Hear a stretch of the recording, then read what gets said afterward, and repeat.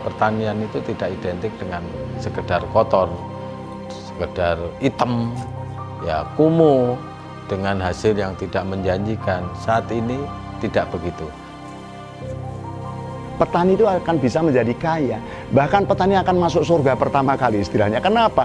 Karena kebutuhan pokok manusia adalah pangan, yang menyediakan pangan adalah petani. Dikala masih ada manusia, petani harus ada. Kecuali kalau manusia sudah tidak ada, petani itu boleh hilang. Bencana alam boleh terjadi, banjir, tanah longsor, gunung meletus, tapi yang tidak boleh terjadi adalah bencana kekurangan pangan. Apapun situasi kondisinya, lahan pertanian itu harus dipertahankan.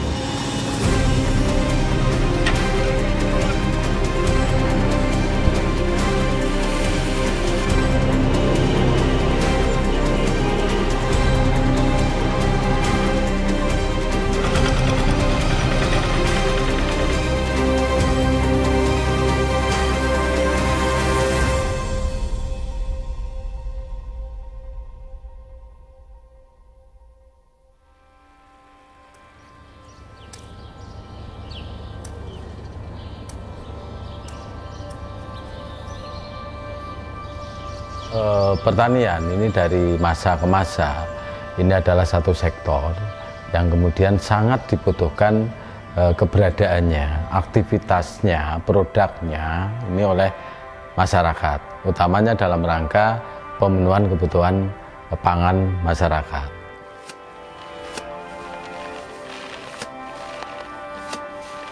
Hal yang terpenting, paradigma yang harus dihadapi saat ini di dunia pertanian adalah perbedaan situasi kondisi antara pertanian pada waktu atau tempo dulu dengan pertanian yang terjadi pada saat ini.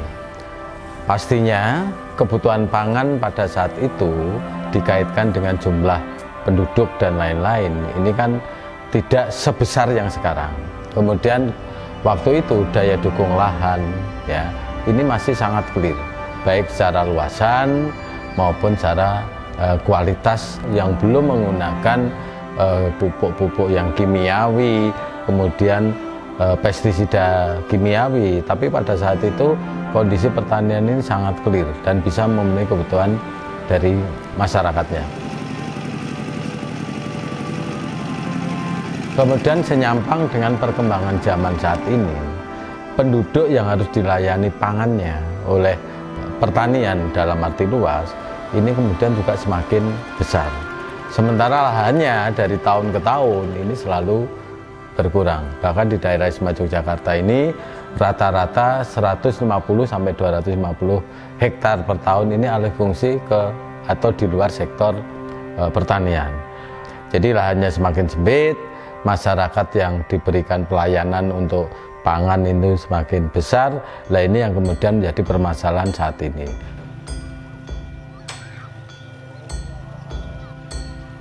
Dengan adanya latar belakang yang masyarakat sangat membutuhkan, dan sampai saat ini mereka masih pada posisi ketahanan pangan, padahal ketahanan pangan ini adalah orang yang sangat konsumtif dan tidak mempunyai produktivitas. Mereka pasif. Nah, ini perlu ada solusi. Bagaimana masyarakat kebutuhan pokok pangan bisa terwujud, maka perlu adanya peningkatan kemandirian pangan. Kemandirian pangan ini adalah orang yang mempunyai kegiatan yang produktif dan mereka aktif. Walaupun lahan mereka itu sempit, walaupun mereka itu tinggal di kota. Dengan adanya kegiatan yang dari ketahanan pangan menuju kemandirian pangan, lahirlah yang namanya konsep lumbung Mataraman. Dulu nenek moyang kita tuh selalu menyimpan pangannya yang namanya penyimpanan di lumbung. Jadi kalau bicara lumbung, ya sesuatu yang disimpan secara nyata di satu tempat. Ya kalau padi ya di lumbung padi dan lain-lain. Lumbung warisan dari simbah-simbah kami bukan hanya sekedar kumpulan gabah yang dikumpulkan di tempat lumbung kami yang sudah kami bangun itu. Bahwa ketika nanti bangunan fisiknya itu akan setiap tahun mungkin berganti tahun, berganti bentuk, berganti wajah, kita tidak tahu. tapi ada yang lebih kita uri-uri lagi adalah konsep kebersamaan, konsep gotong royong, bagaimana kita menyelesaikan permasalahan-permasalahan di kiwotengen kita dengan konsep itu. Nah, nilai-nilai yang seperti itu yang ingin kami jaga dan kami tularkan mungkin nanti ke anak cucu kami yang ingin kita uri-uri. Nah, konsep lumbung itu kemudian kita bawa kepada konsep yang besar. Nah, saat ini kan lumbung itu juga bisa diartikan lebih luas. Ya, bagaimana lumbung itu kemudian berwujud pertanaman yang ada di lapangan, ya. Pada prinsipnya yang saat ini, apapun kebutuhan masyarakat, apapun kebutuhan keluarga itu bisa dipenuhi melalui konsep lumbung secara luas. Dan senyampang dengan keistimewaan daerah istimewa Yogyakarta, ya, ini kemudian lumbung itu dinamakan sebagai lumbung Mataraman. Nah, ini konsep lumbung Mataraman itu kita wujudkan sebagai satu kebijakan pertanian yang integrated, pertanian yang corporate, ya kan? Di dalam satu wilayah ini ada beberapa aktivitas kegiatan pertanian hulu sampai dengan hilir, yang entry point endingnya ini bagaimana kemudian pangan itu bisa dipenuhi dari lapangan itu, ya, artinya dari wilayah itu.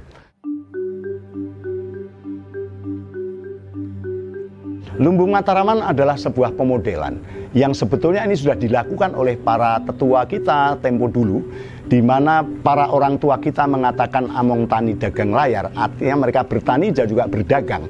Disitulah sebetulnya mereka itu mempunyai cipta rasa karsa dari kegiatan yang pasif menjadi aktif, dan mereka menjadi mandiri pangan dari lumbung Mataraman. Tapi lumbung Mataraman ini adalah lumbung yang hidup, lahan yang digunakan untuk produksi, baik itu budidaya yang kaitannya dengan tanaman, dan juga ada budidaya ikan, baik yang sisik maupun non sisik. Ada dari daging, unggas atau iwen, ada dari telur, lalu juga ada dari ternak besar atau rojokoyo bahasanya. Sehingga di sini kalau kita itu lumbung Mataraman menggabungkan dari macam-macam budidaya, mulai pertanian akar, batang, daun, bunga, dan buah, perikanan ikan yang sisik maupun non sisik, lalu ada peternakan unggas yang kaki 2 dan peternakan besar yang kaki 4, baik kambing, sapi maupun kerbau. Sehingga di sini terjadinya simbiosis mutualisme atau bahasa filosofi Cokro Manggilingan, itu limbah pertanian akan menjadi awal peternakan karena untuk pakan ternak, sedangkan limbah ternak ini akan menjadi awal pertanian sebagai pupuk. Disitulah terjadinya simbiosis mutualisme.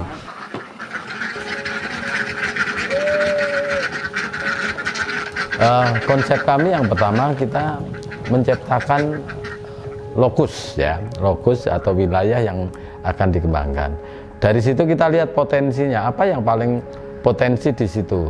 Yang utama, tanaman pangan apa yang kemudian di lokasi itu bagus, apakah beras, padi, apakah kemudian palawija, ya, apakah kemudian di situ potensinya memang macam-macam, beragam, ada ternak, ada buah, hortikultura, ada perkebunan. Nah, ini potensi-potensi itu kita lihat kemudian kita terapkan di masyarakat melalui aktivitas kelompok, menggandeng dari pemerintah setempat, pemerintah kelurahan, pemerintah Kapanewon, sampai dengan kabupaten dan provinsi, untuk bersama-sama menciptakan satu wilayah itu bisa terjadi satu kegiatan pertanian yang integrated, pertanian yang terkorporat, ya, sehingga hulu hilir ini terjahit dalam satu wilayah. Itu yang pertama, ini dari sisi on-farm-nya. Lumbung Mataraman adalah menjadikan suatu kawasan pertanian terintegrasi atau terpadu. Kenapa terpadu? Karena di dalam satu lokasi itu ada pertaniannya, ada budidaya perikanannya, dan ada budidaya peternakannya. Nah, kemudian di dalam perjalanan ada anggota-anggota kita yang kita tambah ilmunya dengan pelatihan, sehingga mereka bisa mengembangkan usahanya menjual sarapan di pagi hari dan juga angkringan di sore hari.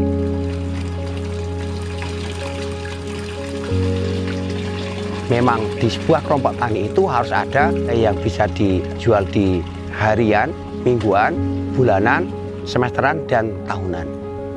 Di harian kita bisa mendapatkan keuntungan ataupun hasil dari menjual sarapan pagi, kemudian juga angkringan. Kemudian di mingguan kita bisa memetik dari sayuran ataupun mungkin telur. Kemudian setiap bulannya kita bisa dapat hasil dari budidaya ikannya dan juga dari penjualan dari tanaman sayuran. Nah, kemudian itu memang kita lakukan secara terus-menerus. Akhirnya apa? Banyak orang berdatangan ke kebun ini untuk menikmati angkringan di sore hari dan mereka belanja sarapan di pagi hari dan sambil melihat tanaman kita.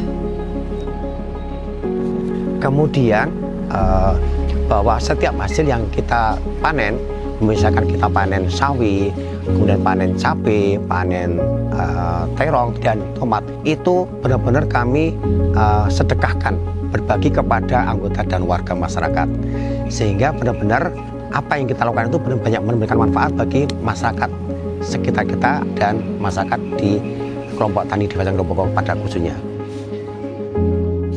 Setelah tertata, terkondisi, tentunya yang namanya Lumbung Mataraman itu juga kami fungsikan sebagai tempat percontohan, tempat pelatihan, tempat magang untuk percontohan berbagai aktivitas pertanian yang hulu sampai dengan hilir. Ini juga untuk memberikan contoh kepastian bahwa pertanian itu penting, bahwa pertanian itu sangat dibutuhkan, sehingga apapun kegiatan pertanian ini harus ada selama manusia ini juga masih hidup.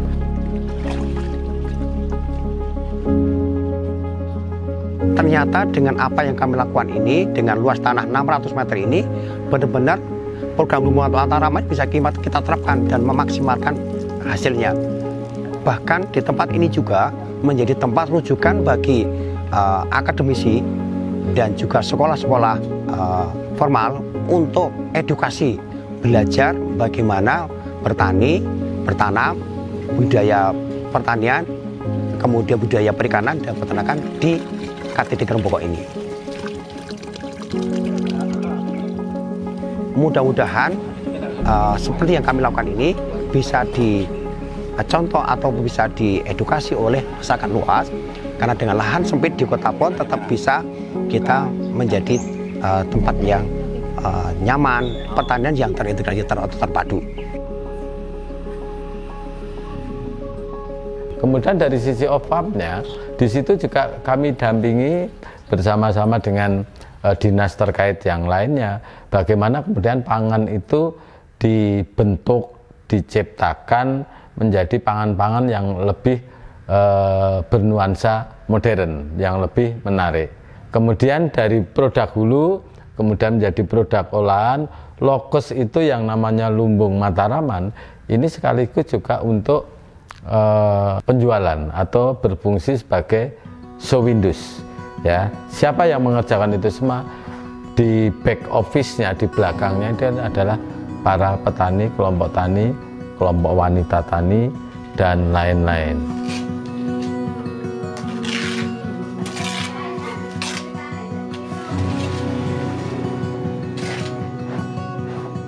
Masyarakat Kampung Juruk mayoritasnya membuat tempe, produksi tempe, dan dijual untuk sebagai tambahan penghasilan keluarga.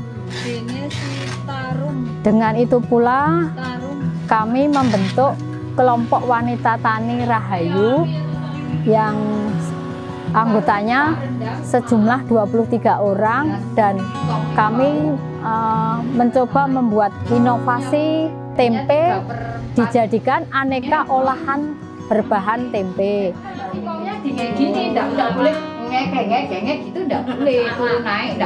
Pada tahun 2020 di kelompok KWT Rahayu ini mendapat program kegiatan Lumbung Mataraman.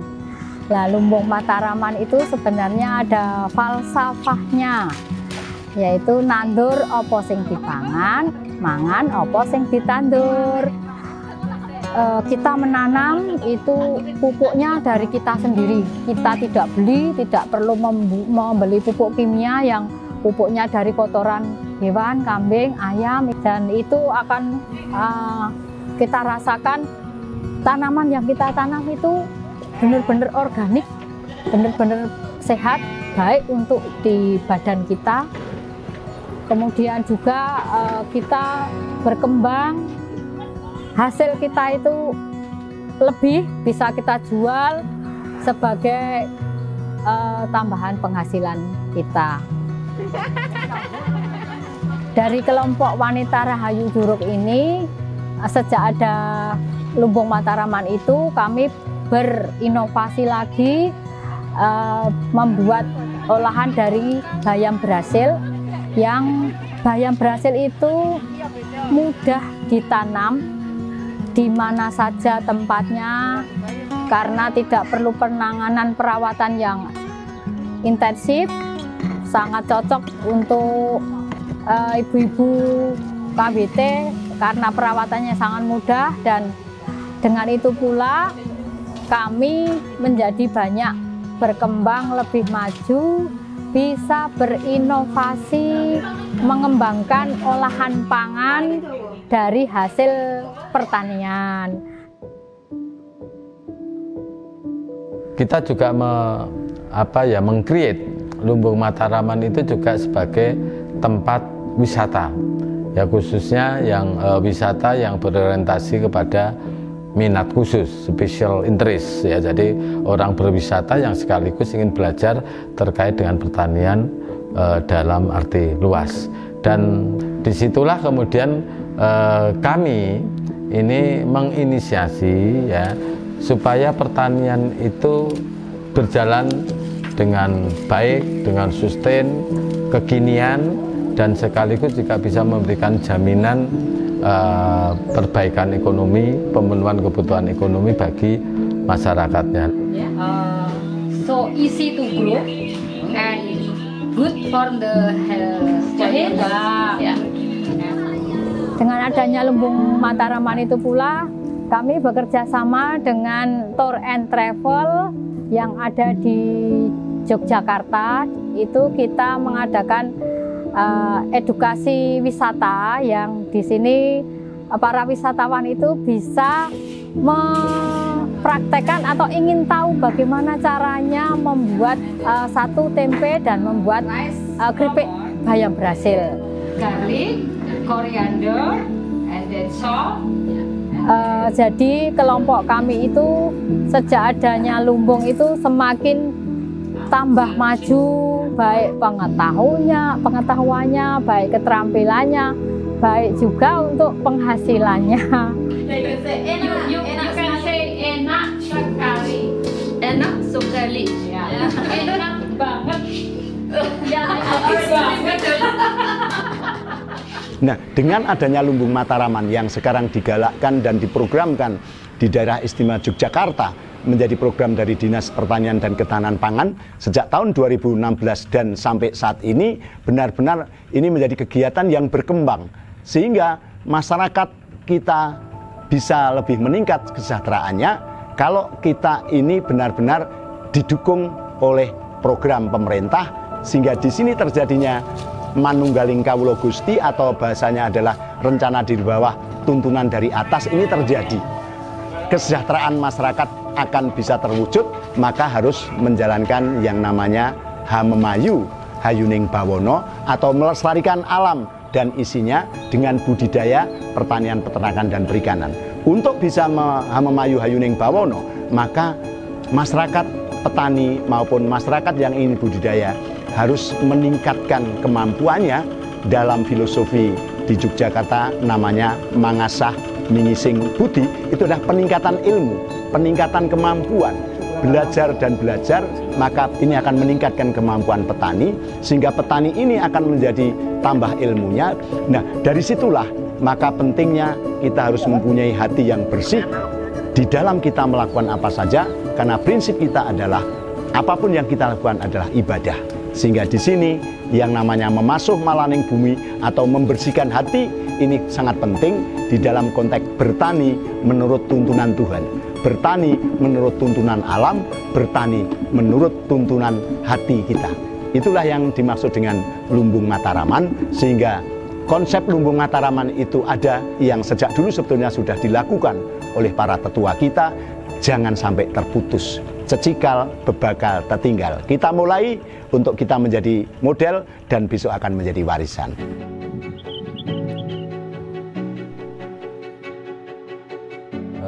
Harapan kami ke depan, yang pertama, kami berharap masyarakat tidak mudah untuk mengalih fungsikan lahannya ke sektor lain.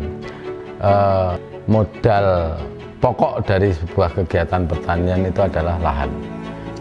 Memang tidak dinafikan, bisa bertani cara hidroponik, bahkan aeroponik, ya. Tapi untuk komoditas tertentu kan tidak dimungkinkan juga, sehingga perlindungan lahan pertanian pangan berkelanjutan bagi kami itu hukumnya wajib untuk bersama-sama kita jaga. Kemudian yang kedua, kami mengajak kepada generasi muda kita, bahwasanya memang petani di Yogyakarta ini lebih dari 60% itu usahanya sudah sepuh, sehingga manakala harus mengakses teknologi, mengakses informasi, baik itu teknologi di dalam budidaya maupun pemasaran, membangun jejaring, ini tentunya diperlukan generasi muda yang melek IT, ya, informasi teknologi, ya. Ini harus seperti itu, sehingga harapan kami ini ada regenerasi petani agar para pelaku kegiatan pertanian itu betul-betul bisa sustain, bisa berjalan terus. Jadi harapan kami ke depan seperti itu, dan tentunya kedaulatan pangan ini satu ending akhir yang memang itu harus bisa kita wujudkan. Harapan saya selaku penggagas, selaku yang memulai konsep lumbung Mataraman. Pertama, kami berharap kepada pemerintah ini akan menjadi sebuah pemodelan yang difasilitasi sampai menyeluruh ke warga masyarakat di seluruh daerah istimewa Yogyakarta, sehingga masyarakat akan mendapatkan kesempatan mensejahterakan dirinya sendiri.